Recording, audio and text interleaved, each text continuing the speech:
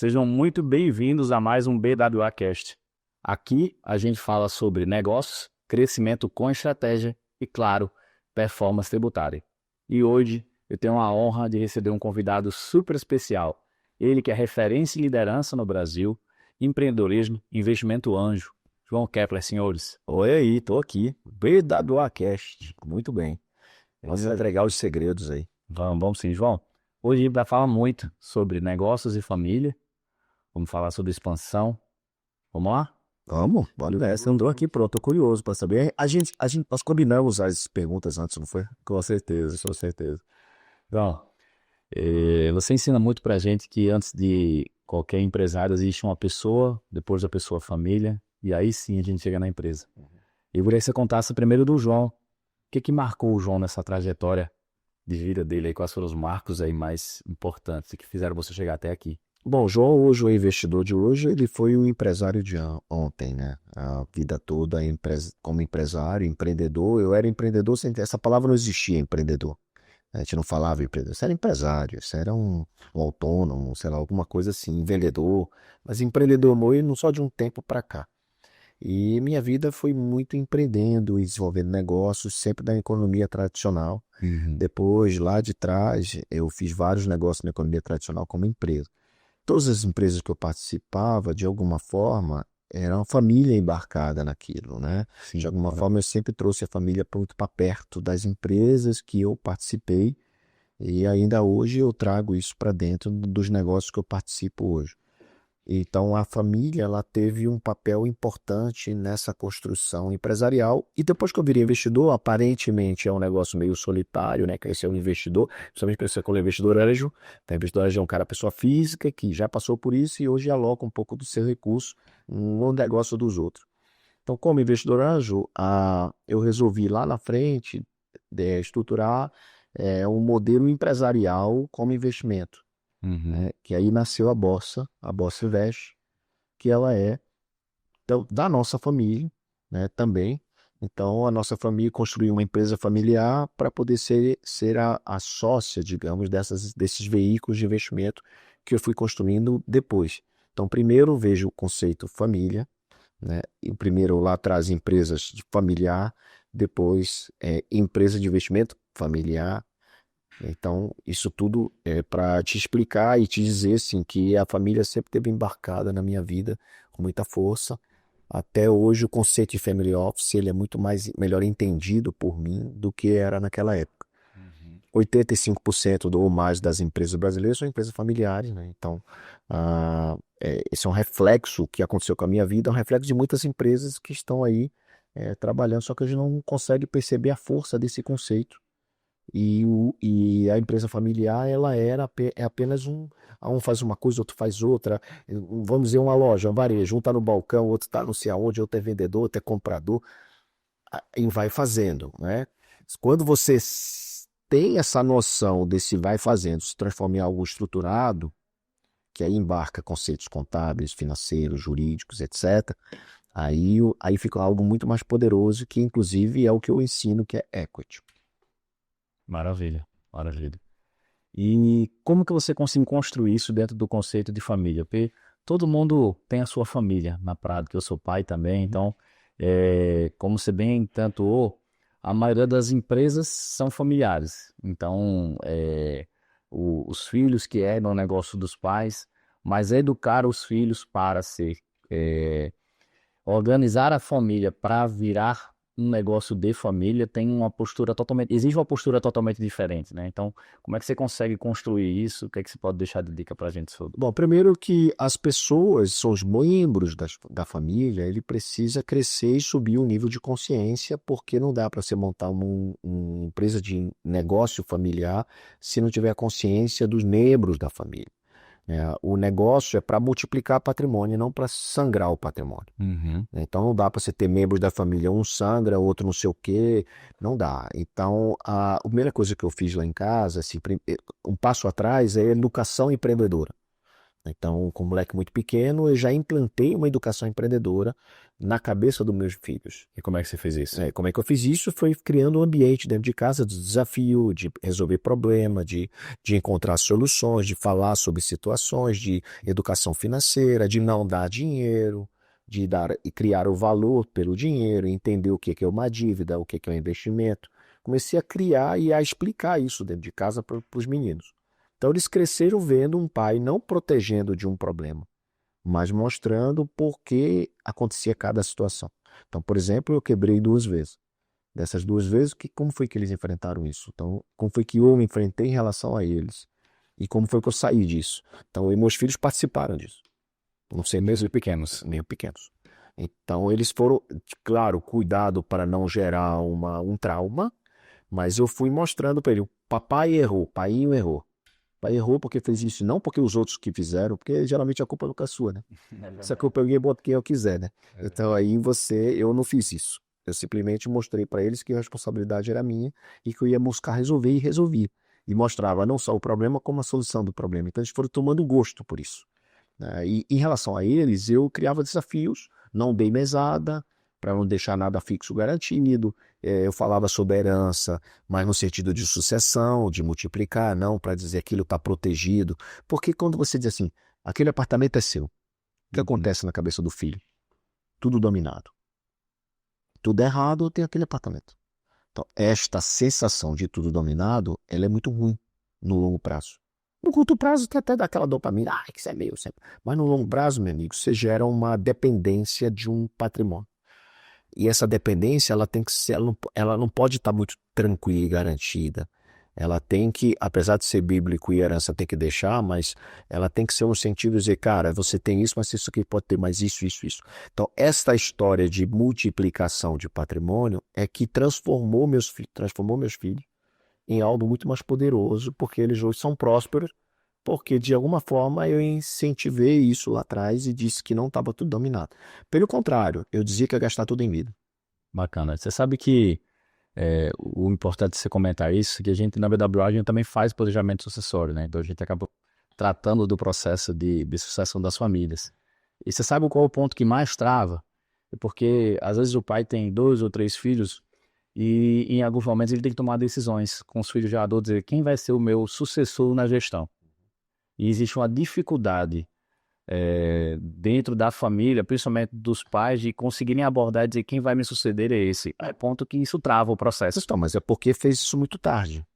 Deveria ter sido feito lá atrás. A estruturação e a adaptação e a aptidão e a habilidade e o desenvolvimento de cada um dos filhos, nem todo mundo precisa ser igual, nem todo mundo precisa ser preparado da mesma forma. Então, por exemplo, o meu filho Derry é muito mais analítico. Meu filho Davi é muito mais vendedor. Então, cada um tem a sua formatação e não dá para você querer a fórceps forçar a barra de um cara que quer ser pintor, artista, colocar ele para ser gestor sentado numa cadeira. É verdade, é verdade. O problema é que são assuntos que são intocáveis, né? Isso Intocáveis que geram um problemão no futuro. E mais, então você acabou de dizer o quê? Que um dos maiores entraves que você tem é esse. Mas por quê? Porque esse é um assunto que não foi conversado lá atrás. com certeza. Então, o cara que está vendo esse podcast, ele vai dizer, cara, eu preciso conversar sobre isso. Mas aí já ouvi muito essa conversa. A minha empresa é muito pequena. Eu tenho só uma lojinha, um balcão. Não, meu amigo. Você tem uma empresa, não pode ser pequena, grande ou média. Você tem que conversar sobre isso. Você tem que combinar a falta plano de escanteio até no negócio pequeno. Até entre casal tem que estar combinado. Por isso que o acordo de acionista é muito importante. Um acordo de sócio. Sabe? Quando é peraí. Quando a gente só vai tirar dinheiro quando a gente estiver faturando tanto. Isso tem que estar no acordo. Que carro a gente vai poder comprar? Especialmente em sociedade, 2 famílias sócias, sabe? Isso dá um problemão. Porque geralmente aí a mulher de um diz assim, putz, você viu a joia que ela comprou? Então a gente tirou aquele dinheiro para comprar aquela joia. Acha algo que tá tirando da empresa, que você o quê? Deixa eu olhar a contabilidade, isso não para tu. Peixe nota para isso, sai para tu, né? Daí lá olhar o contábil da empresa, um tá desconfiando do outro. Então o acordo de acionista, ele resolve isso. Em relação à empresa familiar, quando você desde cedo pensa no que esse negócio vai ser no futuro, você começa a pensar no futuro. Então, vou te dar um exemplo. Eu acabei de falar de uma empresa pequena de um balcão, numa loja. Se você achar que ela vai ser essa loja com o balcão a vida toda, tá resolvido. Então vai ser isso a vida toda, só tem um balcão, né? Só tem o balcão. Agora, se você imaginar que esse negócio pode ser uma grande rede de balcão por aí, você tem que imaginar como multiplicar para ela se transformar numa grande rede. A gente chama isso de ponto A para ponto B. Sim. De que forma esse ponto B vai inserir no cotidiano da vida hoje? Então, todas as ações que eu tomar hoje vai interferir no ponto B. Por exemplo, se eu resolver pegar todo o lucro da empresa e sacar para as físicas, para a física ficar bem, eu estou perdendo uma oportunidade de ampliar minhas possibilidades para onde eu quero chegar no futuro. Porque se a empresa reinvestir esse dinheiro de uma maneira inteligente, eu certamente conseguiria chegar lá na frente de uma maneira muito mais simples do que ter que forçar a barra de explicar depois de um longo tempo que a gente não vai sacar dinheiro porque está precisando do dinheiro. Sim. Ou geralmente é na dor que as coisas acontecem. Então, e agora mudou o cenário, mudou qualquer coisa, não temos como sacar esse dinheiro da empresa. Como é que faz? É complicado. E agora, você falando de dor, muitas empresas vão ser pressionadas por essa dor. A dor da reforma tributária, a dor da mudança da legislação para a herança e, consequentemente, começou a corrida para começarem a tratar de processos sucessórios. Então, você imagina como é que vão ficar as famílias que não trataram desses assuntos lá, e que vão ter que tratar disso agora. Também você pode começar agora. A gente está falando da tributação da herança que pode vir mais gerada já agora em 2026.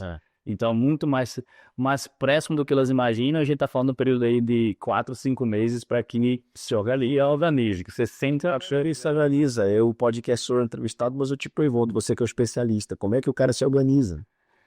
Primeiro vai ter que fazer o dever de casa de conversar e entender os papéis, porque um outro ponto que eu também encaro que tem muita falha, às vezes na falta de interesse de resolver, você acaba no prova do problema. Então, coloca todo mundo aqui e deixa para quando eu faltar que eles se resolvam entre si. Então, você faz uma resolução parcial, mas que na realidade vai gerar um problema muito maior e de ordem que empresas que quebram ou de inventários que ficam travados com brigas na justiça, entre irmãos que não se entendem porque nunca tiveram um alinhamento, talvez ali por parte dos pais, né? Mas antes da gente avançar ali para o conceito de escala, eu queria que você falasse só mais um detalhe sobre como separar agora. A gente entendi que a gente tem um processo que tem que ser estruturado. Eu tenho que olhar minha família como uma empresa, entre aspas, como eu tenho que estruturar para o futuro. Eu tenho que olhar também meu negócio pensando no futuro, do ponto A para o ponto B do negócio, do ponto A para o ponto B da família. E como é que eu olho da porta para dentro? Eu vou chamar que a empresa é porta para fora, né? Apesar das coisas, mas porta para dentro. Como é que eu separo para meu negócio não virar só, minha família não virar um negócio, né? Bom, eu vou falar baseado na minha experiência, o que foi que eu fiz, né? Meus filhos, cada um resolveu fazer a sua própria empresa, seu próprio negócio. Só que lá na frente, eles iam ter que ter essa conversa. Peraí, na minha falta, como é que fica aqui? Né? Como é que fica situação A, situação B, patrimônio A, patrimônio B, empresa A, empresa B? Então, o que que eu resolvi fazer? Eu olhar de drone, de cima, tipo, um panorâmico view da situação, dizer assim, cara, eu preciso fazer com que eles se interessem pelos meus negócios, porque no meu caso, ninguém quis trabalhar comigo, tá bom? Então, é um pouco diferente do modelo que a gente está conversando. Eles não queriam trabalhar comigo. Então, mas como é que eu faço para que eles sejam donos desse negócio, mesmo sem trabalhando comigo? Então, foi aí que nasceu a empresa familiar, para que essa empresa familiar fosse sócia de tudo que eu tenho. Então, eu estruturei uma empresa onde todos os negócios que eu faço daquele momento em diante fosse nesta empresa. Sim. Essa empresa fosse a holding familiar, chama de Family Office, holding familiar, e que botei neles todos como sócios. Perfeito. Entende? Mas não foi uma jogada tributária. Foi simplesmente entendo o que é panorâmico view, visão de dono? Sim. Foi simplesmente para que eles fossem sócios, já que eles não eram sócios. E simplesmente para dizer assim, amanhã, quando a minha falta, isso já está resolvido. Então eu nem preciso fazer inventário. Porque já está resolvido. Já é tudo da empresa. E eles já são sócios da empresa. Você compreendeu? Compreendi. Então o que eu fiz foi uma estratégia não tributária, que aí envolve uma questão tributária. Acho que é importante a gente falar quais são os impactos tributários disso, mas, no meu caso, teve uma situação que aí, por que eu estou falando disso? Para despertar você, para olhar qual é a sua situação. Cada um tem uma. Porque eu casou com uma pessoa que não era para casar. Esse aqui fez isso que não era para fazer. Isso aqui não tem interesse por tal coisa. Então, para cada situação, tem uma forma de construir. Eu construí ali o modelo porque eles não queriam ser sócio entre si e nem meu sócio. E quando foi que você fez essa Bastante. bastante tempo, né? Então, acho que é esse que é o gatilho que eu acho que é importante.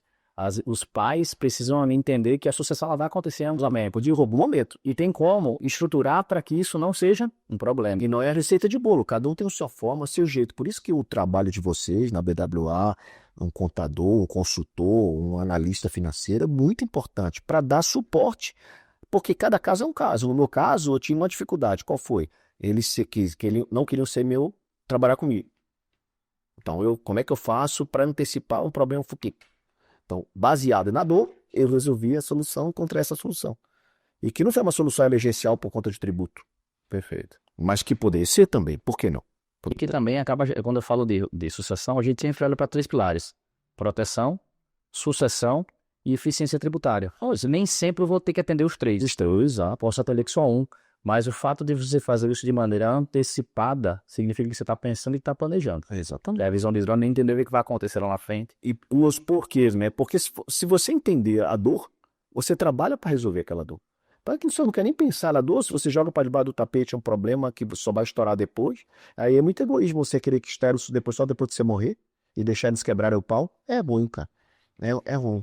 Então, assim, você tem a obrigação e a responsabilidade de pensar nisso antes. Pensar quem vai conduzir. Cara, uma empresa, ela não pode ser pensada só para pós-morte.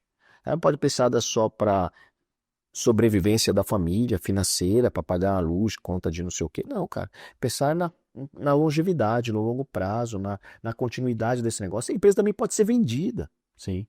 Por que não? Que às vezes, cara, vender a empresa antes da sua morte e distribuir o dinheiro pode ser a melhor coisa que você vai fazer. Distribuir entre eles. Porque ninguém. Sabe? Então, tem várias situações que o empresário ele precisa pensar. O patriarca, a matriarca, precisa pensar da sua família, como drone. E não na situação que ele pagar um boleto. Porque quem vive de necessidade, urgência, emergência, não enxerga oportunidade. Então o cara está dentro desse podcast com uma emergência na cabeça, pagar um boleto, ou resolver uma briga, ou qualquer coisa. Cara, ele não vai pensar em oportunidade. Não, primeira urgência. Primeira urgência, óbvio, Urgência. é pagar o boleto. Então muita gente perde a oportunidade de ver coisas porque está vivendo a emergência, vivendo a urgência. E aí não olha outra coisa. Se não olha outra coisa, não cria nada novo e não faz nada diferente. Ou você acha que quando eu montei a família, a empresa familiar, ele não tinha emergência e necessidade? Óbvio que eu tinha. Eu tinha, só que eu deixei isso de lado um pouco e fui procurar oportunidade de visão de futuro, quando eu chamo de visão de drone. Muito bom, muito bom. Eu tenho uma frase que eu disse que eu penso que a empresa é feita para a sociedade. Você falou sobre escala, né? Então eu digo no dia que a empresa é feita para crescer, para atender seus clientes, para atender o time que faz parte e que constrói aquela empresa junto com o proprietário. Esse é o conceito que eu tenho. O dia que a gente coloca uma empresa como apenas uma meta pessoal, no sentido de se chegar até aqui para mim tá bom, tá na hora de você ceder sua cadeira. Esse é o conceito que eu trago. E eu queria, aproveitando esse papo aqui agora, a gente falou do ponto A para o ponto B. Por que que as empresas escalam e por que que não escalam? Bom, primeiro que uma empresa que ela sobrevive é uma empresa que sustenta apenas o ambiente, a família e a situação. Muitas dessas empresas estão aí no mercado sacando caixa a vida toda e estão para tudo, tá tudo ótimo e tá tudo bem. E tá tudo certo, cada um com suas regras. Eu não preciso ficar ditando regra. Apenas que eu vejo que a empresa ela pode crescer, escalar, desenvolver o mercado, porque uma empresa ela nasce para servir o mercado e não só para servir o seu dono. Sim. Quando você coloca esse momento de ser a empresa é para te servir só e não servir ao mercado, qualquer situação que acontecer, você está na pedra. E aí, por isso, você vive sempre no campo da necessidade, porque ela tem que faturar para pagar a conta. Então, quando você trabalha para um crescimento, você começa a pensar em escala. E o que é escala? É crescer receita sem crescer despesa. Como isso é possível? Criando oportunidades em base tecnológica, novos canais, novas ferramentas, novas oportunidades, novos serviços. Tudo isso sem pensar no dinheirinho na conta. Pensar em como eu posso atender e resolver problemas do mercado ou de clientes, que isso dinheiro vem como consequência e não como necessidade inicial. O que eu quero dizer é que quanto mais você pensa no plano futuro, em planejar o plano futuro e criar avenidas e camadas de serviço, mais isso vai acontecer e mais o dinheiro vai chegar. Quando vai chegar um momento que você não vai estar mais no campo da necessidade, o dinheiro vai ser tão abundância porque você está resolvendo o problema dos outros e você só ganha dinheiro resolvendo o problema dos outros. Então, você pensar em resolver o problema dos outros, sua empresa ser um facilitador, uma ferramenta de acesso para resolver problemas, aí, meu amigo, a chave muda e você cresce. Então, a escala, para mim, ela vai mudar a mentalidade do cara que está à frente dela. Se o cara quer fazer só o básico, não tem problema, ele vai continuar fazendo só o básico, só que desde que ele se preocupe com quem? Com a família e com o futuro. E tá tudo, enquanto estiver pagando a escola do menino, a feira, tá tudo bem, mas acontecer qualquer coisa, não pagou mais, ela fica insolvente e quebra. As empresas quebram por isso. Sangrou tanto a companhia, sangrou tanta empresa, que acabou o negócio. Não tem mais capacidade de investimento e endividamento. E o banco, por muitas vezes, foi a âncora de muita empresa. E o cara. Ainda tem sido, né? Por isso que os juros no Brasil é tão elevado, né? Pois é, É mas um negócio. o que eu estou dizendo é que quando você não tirar essa mentalidade de usar essas âncoras e começar a pensar em servir, aí o dinheiro começa a vir. Ah, não sabe por quê? Claro que sabe. Você está ancorado em dinheiro externo para fazer a coisa acontecer, para comprar estoque. Mas não é bem por aí. Escala não é pensar em ter a melhor fachada, o melhor escritório, a melhor. A escala acontece quando você tem o melhor serviço, a melhor solução.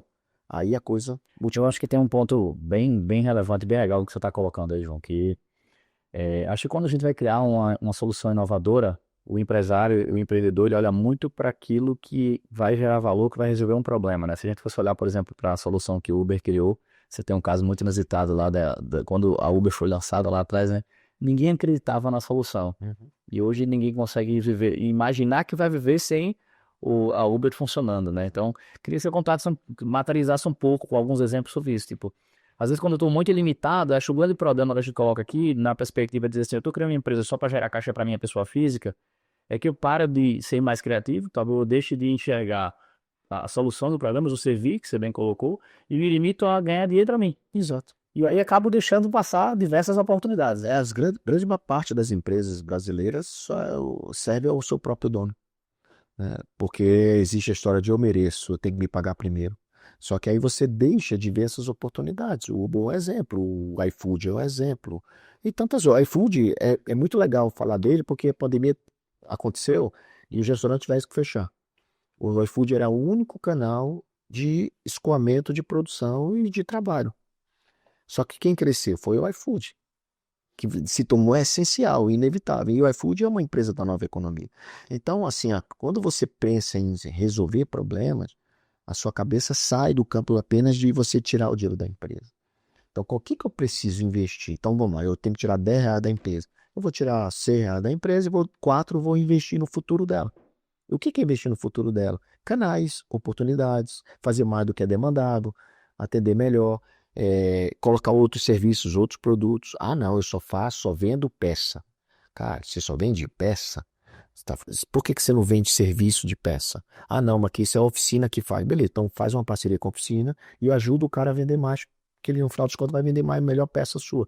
Então, assim, tem muitas formas de você construir algo muito mais poderoso nessa visão de resolver problema, né? E quando você ficar só pensando em usufruir, tirar o dinheiro da empresa, ela nunca vai crescer. E ninguém nunca vai investir na sua empresa porque você é uma empresa interna. E isso se confunde com empresa familiar. Empresa familiar é uma coisa. Empresa interna, para pagar só os donos, é outra coisa. Tá bom? E não estou aqui dizendo que você tem que mudar 100% a tua empresa. Estou apenas deixando aqui uma contribuição para você começar a repensar o modelo que você tem interno. Eu fiz isso comigo e funcionou. E vejo muitos empresários pensando dessa forma. Claro, protegendo a família. Claro, dando a sobrevivência da família. Normal. Água, luz, telefone, escola de meninos, saúde. Acho que se a gente pega exemplos de diversos setores, né? A gente falou aqui, por exemplo, quando o iFood começou, você podia dizer que aquilo nunca ia funcionar. Você não tinha consumidores imediatos que iriam assinar ou contratar o serviço. É um negócio inovador. A Uber era a mesma coisa. Então você tem diversos e diversos outros modelos inovadores que vieram surgindo ali e modificando o mercado, né? Mas as pessoas não param para pensar nessa possibilidade porque eles estão dentro do mundinho deles. O que você está falando é sai do seu mundinho e olhe como drone as oportunidades. Jogue o war. né? Conquiste territórios, avance, seja arrojado. Empreendedor não nasceu para ficar atracado no porto. O navio não foi construído para ficar atracado no porto. Ele foi construído para enfrentar desafios, maremoto, turbulência no avião, mar revolto. E aí você quer ficar atracado, tranquilo, se pagando, cara. Então você não quer fazer mais nada além disso. Como é que você vai pensar em ser um iFood? Como é que você vai pensar em ser um Uber? Você paga? Uhum. Você não quer pensar nisso. Primeiro você diz que não pode. Ah, eu não sei. Ah, eu não posso. Sempre tem uma trava. E a trava, acredite, é conhecimento. A trava não é dinheiro. A trava é se você não tem o conhecimento certo para fazer, você nunca vai fazer o que precisa ser feito. Porque você fica pensando, ah, porque eu não tenho dinheiro, eu não faço. Eu não tenho resultado porque eu não tenho dinheiro. Não, não é porque você não tem dinheiro. Você não tem o conhecimento certo e o acesso para acessar o dinheiro. Então, esta é a fórmula. E na teoria, é a prática que eu vejo o dia todo. Você vê como seus clientes. Quando você vê o cara com uma mentalidade pequena, é o cara que não passa 40 minutos para assistir um podcast. Ele acha que já sabe de tudo. Então, a vida dele já é uma corrida do rato. Sabe que é a corrida do rato? Sei, Ele fica ali preso naquela corrida. Não sai nunca dali, porque para ele tá tudo bem. Tem a ração dele, tá pagando tudo, tá tudo certo. Com todo respeito. Não, com certeza, com certeza. A gente tá aqui para contribuir, né? Acho que o processo é a conscientização. Você faz um ponto que eu acho que é super pertinente. Eu acho que falta conscientização do empresário sobre aquilo, mas talvez falta também educação. O que você acha sobre isso? E, inclusive comparando o nosso ambiente de empreendedorismo e o ambiente americano, que eu sei que você está investindo lá também. Mas a gente vive quem vive no ambiente empreendedor já tem a palavra conhecimento, informação, educação muito enraizada. Quem vive no ambiente empresarial, só empresarial, é menos acesso a isso, né? Uhum. Porque o cara faz aquilo que ele faz lá e acha que não precisa da educação. Mas, cara, quando você se abre para ver algo que você nunca viu, sua mente expande. Já viu essa história da neuroplasticidade? Quando sua mente expande, você nunca mais quer voltar para o jeito anterior. Então, primeira vez que você foi na Disney, uau, você viu aquilo, você quer melhor, você quer sempre coisa maior. Então, o cara que vive no mundinho dele, às vezes ele é feliz com aquele mundinho dele porque ele não conhece nada além. É o cara que nunca saiu daquele bairro, daquela rua, ele não sabe uma metrópole como é, ele não sabe as oportunidades que existem. Então, o que eu digo para o empresário é, cara, comece a educação, te ajuda a sair para o mundo sem você sair de onde você está.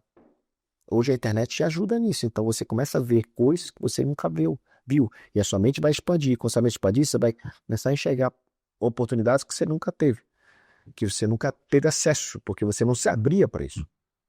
E quando você se abre para ouvir coisas diferentes, caramba, dificilmente você vai querer voltar. E aí você vai ficar um empresário diferente. Né? Um empresário diferente. Por que essas entidades, associações de classe, de empresários funcionam tanto?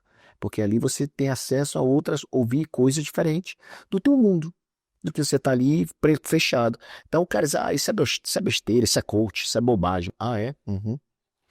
Tá. Então te faço a seguinte provocação.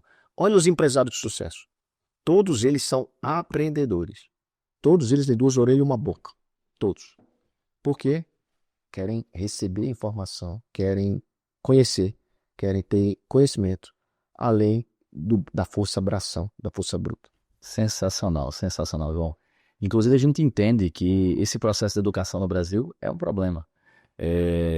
Eu brinco que quando os empresários, principalmente de menor porte, vão abrir uma empresa, eles seguem o regime tributário que todo mundo segue. Então, isso é... Mas por quê? Porque é menor esforço. Exato. Fala no presuído, é menor esforço. Vai da cúmplice, vai no CIP, vai não sei o quê, vai na MEI, vai sei lá o quê.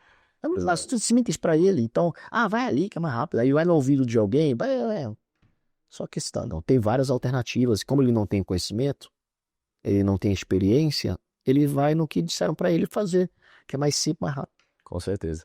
E a gente estava falando um pouco mais cedo sobre as startups, né? Então, um grande problema, por exemplo, das startups do Brasil é justamente que elas escolhem o regime tributário errado da largada. Elas começam no Simples Nacional, estão pagando ali 10, 12% de impostos, ao passo que quando você compara com cenários como os Estados Unidos, você não está pagando nada na largada, porque o imposto quem paga é ali cliente é o contratante do serviço, e no final, os 12% que você está pagando aqui que poderiam ser reinvestidos na empresa, não remunera ninguém, a não ser o governo. Isso acaba dificultando o processo, mas na prática essas empresas poderiam optar pelo lucro real e se beneficiar disso e não o fazem. Então existe hoje um problema de educação também, de conhecimento da parte tributária para todo esse pessoal, e nós da BWA, percebendo isso, estamos lançando um produto de educação, tanto para os nossos clientes como para os dos nossos clientes, em virtude dessa deficiência educacional, de falta de conhecimento tributário. E a gente visualiza isso olhando ainda mais para a reforma tributária, que vai ser mais uma grande A reforma tributária, todo mundo precisa aprofundar esse assunto. Mas você falou uma coisa muito importante: você está buscando a educação para o time da empresa, para quem trabalha na empresa, além do dono. Sim. Quando você faz isso, você dá acesso a essas pessoas que trabalham. Às vezes o dono não tem tempo, às vezes o cara está ali realmente carregando caixa e tal, não dá para ele parar para receber informação. Mas ó, a pessoa que trabalha, sim. Ela tem que parar para aprender aquilo, para fazer, para executar. Então, parabéns por a iniciativa de tirar isso somente do empresário e passar isso para o time que trabalha na empresa. Isso vai gerar um conhecimento e, por tabela, o empresário vai ter que aderir. Né? Ele vai ter que aderir, ainda mais com o time preparado, então ele vai aderir de uma maneira muito mais controlada e organizada e segura. Com certeza. Muito bom. Bom, vamos para mais um bloco aqui agora. Eu queria que você falasse sobre nova economia. Explica para a gente o que é esse conceito, como a gente pode utilizar e sair bem disso. Não, nova economia, imagina a velha economia. É melhor explicar a velha economia antes da nova economia, né? Com certeza. A velha economia, comprar, vender, alugar, prestar serviço, produzir. Isso a gente já faz séculos, né? Então, uma empresa normal, ela está na velha economia. As pessoas dizem, nova economia são startups, empresas de tecnologia. Não. Nova economia é aquela empresa que usa outros modelos de negócio, mesmo sendo uma indústria, mesmo sendo um varejo, mesmo sendo uma empresa tradicional, mesmo sendo a fazenda. Uhum. Então, uma fazenda que está na nova economia é uma fazenda que usa ferramentas para melhorar a sua eficiência e a escala dos seus produtos. Então, por exemplo, uma fazenda que usa drone para medir ao invés de usar fita elétrica. Uma empresa, sabe, então tem várias situações, a mentalidade do empresário é que muda para mudar o destino dele. Então, quando o empresário muda a empresa dele e acha que não é somente aquele balcão, é muito mais do que o balcão, por exemplo, o restaurante. O restaurante, ele está ali, ele é, em tese, da velha economia. Mas quando o restaurante ele começa a treinar, a educar, por exemplo, para fazer comida, para fazer treinar chefe de cozinha, ele passa a entrar na nova economia, porque ele tem uma mentalidade diferente de multiplicar, de servir. A nova economia não é somente tecnologia. Ela, de novo, ela é uma mentalidade do empresário, um posicionamento da sua empresa em relação ao futuro. Criar uma family office é nova economia. Fazer sua empresa adquirir outras empresas, isso está dentro da nova economia. Então, a nova economia não é somente um modulo de negócio novo, como assinatura, como download de aplicativo. Isso poderia ser caracterizado como nova economia, né? Mas é também uma mentalidade empresarial para um posicionamento de ganho ou de servir e de posicionamento futuro de quanto essa empresa vai valer lá na frente e quanto de legado ela deixa para o mercado e para o mundo e para a sua família. Acho que é pensar de um jeito diferente, né? Sobre como resolver problemas, velhos problemas de um jeito novo, né? A gente a ver se resumir melhor que eu. Muito bom, João. E falando de investimento, João, vamos para investimentos agora. O que é que você recomenda aí com esse momento agora? Dólar dispara, Brasil aí a gente não sabe o que acontece. O que você diz aí pra gente? O cenário atual é do cara ficar com medo. O cenário atual, o empresário tradicional, ele esconde o dinheiro, né? Então ele vai para renda fixa até porque está pagando bem. Que não seja poupança, ou ele pode botar na renda fixa e ficar mais tranquilo. A questão é que só a renda fixa não é suficiente. Você tem que aplicar uma diversificação. Então, pega aí 5%, que é pouco, se você tem um dinheiro para investir. Vocês têm que separar o que é reserva, o que é emergência, o que é compra de material, o que é investimento no seu próprio negócio, e tem uma parte que fica ali, que esse é um dinheiro do longo prazo, digamos. Sim. Esse dinheiro do longo prazo, você tem que pegar um pouco desse dinheiro e colocar em outros negócios. Então, em outros empresários, em outras empresas. Não, mas eu preciso investir no meu do que investir no outro. Eu estou falando de dinheiro que sobrou. Beleza? Então, por que não você ser sócio ou investidor de uma outra empresa que você acredita? Na nova economia, não na velha. Com mentalidade nova economia. Então você vai ter lá um percentual de equity, de participação daquela nova empresa. Então, sei lá, 2%, 5%, 3%. Então, se o cara cresce, você cresce junto. Isso é um investimento no longo prazo. Então, daqui a pouco você tem 10 empresas, 15 empresas, 20 empresas, investindo na participação daquela empresa. Como o teu dinheiro lá deve estar parado lá a um X%, você está parado a um crescimento que pode ser muito maior que esse X%. Sim. Então, hoje o momento é para isso. O momento é para isso. É você investir em várias oportunidades, em várias empresas, com o dinheiro que você está ali para reserva. Né? E foi o que eu fiz lá atrás. Só que eu fiz isso em 2009, cara. Eu fiz isso lá atrás, em 2009. Então ninguém acreditava. Você é louco, você está fazendo o quê? Não, eu acreditei. E acreditei nos pequenos. Fui investindo nos pequenos negócios. E esses pequenos negócios foram ficando deles. E esse dinheiro foi voltando. E eu fui investindo em mais, em mais. Então hoje, na Bolsa, a gente tem em torno de 1.700 empresas, na Bolsa Invest, e na Equity Group em torno de 80. Então, o meu patrimônio está em negócio. Eu sou outlier, né? Outlier é o ponto fora da curva. Eu não aconselho ninguém a fazer isso. Mas, se você pudesse, pelo menos 5% do seu patrimônio fazer o que eu fiz, cara, você tá em vantagem com a grande maioria do mercado. Todos os caras que são milionários ou bilionários que você ouvir dizer na internet ou em qualquer lugar, eles investem em equity. Eles investem em capital de terceiros. Eles investem em negócios de terceiros. Eles investem em outras empresas. O meu conselho aqui é isso. É você pegar parte do seu patrimônio e começar a alocar em outro tipo de empresa. Legal, foi muito bom. E aí eu gosto de citar, você colocou de pegar o que sobra, e eu aprendi uma coisa muito bacana com o Thiago Nigro, seu sócio, né? Ele disse que primeiro a gente guarda, depois a gente gasta. Então a regra seria entender quanto é que eu recebo, separa a parte que eu vou investir, depois eu gasto o resto. E também porque investir em empresas no Brasil é um desafio, empreender aqui é super complicado, mas a hora que você investe num pool, você acaba diversificando esse risco de uma maneira muito mais Pulverizando, né? pulverizando. Você não investe em uma empresa, você investe em 10, em 15. Isso. E o pool, ele faz uma curadoria, ele procura as melhores empresas e em pool potese. Então, pool é como se fosse um pote. Então, no pote tem aqui dinheiro e coloca a empresa aqui com aquele dinheiro. Então, o investidor que investe um dinheiro, ele investiu em 15 empresas com um dinheiro, ao invés de botar um dinheiro em várias empresas. Então, é uma forma inteligente de diversificar e de pulverizar o seu risco. João, mensagens finais. Se você está do cara com empreendedor agora, ele já tem a empresa validada, 5 anos olhando para frente, o que ele deve fazer? Deve fazer?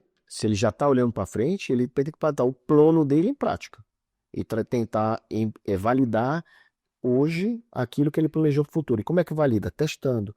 Porque você validar é justamente para você testar, melhorar, errar e ainda corrigir. Então é validando que você aprende. Então a mensagem que eu digo para o cara é bota a sua ideia, seu plano em ação, mesmo que pequeno. Comece pequeno, com um cliente, 2 clientes, 3 clientes. Pequeno, não tenha vergonha disso. Valide, teste. Não precisa ser abrir um prédio, abrir um ponto. Não, cara, teste se tem cliente. Teste quem vai ser o seu público-alvo. Teste a persona. Teste o canal. Testa. Então, antes de fazer esse podcast ir pra rua, ficar grande, a gente testa. A gente faz 1, faz 2, faz 3, vê se onde errou, onde acertou. Daí, agora não. Agora a gente vai pra TV. Entendeu? Tô dando um exemplo. E agora já tá pronto, já tá agora, vamos pra TV. Então, isso é validar. É validando que você aprende. Então, a mensagem final é, cara, não fica só com a ideia, pensando, corando, esperando o melhor cenário. Não, a política resolver, quando não sei, cara, vai lá, testa, faz um protótipo, um inicial e manda bala. Eu acho que isso é legal porque o Brasil, nós empreendedores precisamos aprender a testar as coisas, né? E empresas grandes também testam. Empresas pequenas também precisam fazer a mesma coisa. A gente não precisa começar grande, né?